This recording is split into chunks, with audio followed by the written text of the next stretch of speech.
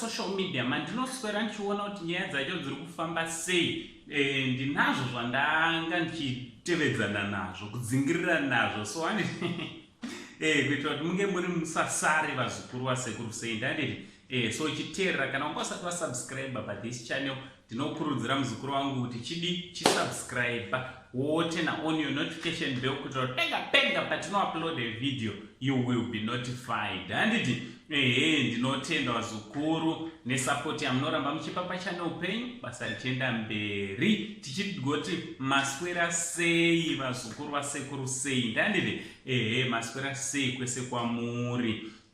So inzwai vazukuru, mumastreets mandinoswera ndichiona kuti nyaya dziri kufamba sei. Tazombodarika nekumanshoni handiti kumanshoni kune nyaya yanzi yaitika, asi hatisiri kunyatsonzwisisa kuti chingadaro chiri chokwadi here kana kuti chisiri, but tichiri kutsvaga information zvizere zvatinoziva kuti zvoni change tichidzoka zvakare tichikuzivisai kuti zvizvi kunyatsotora nzvimbo handiti vazukuru. Ameno kuri kunzi zvoni Miss Shali handiti Miss Shali ndofunga ndinomuziva. Shali ndiye anga achishanda naJinimbi handiti naBoss G, ndiye anga ari manager waJinimbi.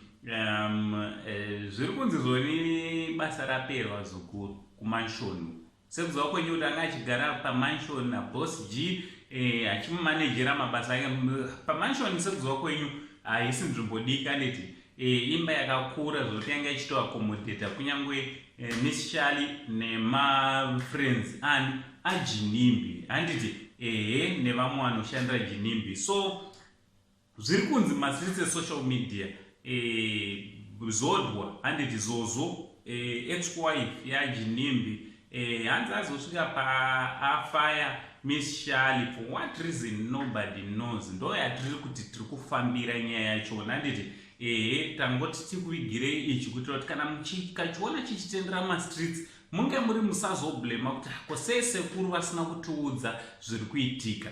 For the meantime tirongoziva kuti zvoni hanzi Miss Shali basa rapera, so tiri kuiteerera nyaya yachona kuti tinge tiri tinonzwisisa kuti chii chanatsotora nzvimbo. Tichinge tave nezvizere tinodzoka zvakare ipo panapa kuti tinorandidzwa naani pachannel pedu pari pamba pedu zvakare, tobva tazivisana nevazukuru kuti zvazofamba zvakadai. naAnko Sein ngatitaura nemumacomments motiudza kuti munofungei nechiitiko ichi kana chiri chechokwadi, tichibva tati much love.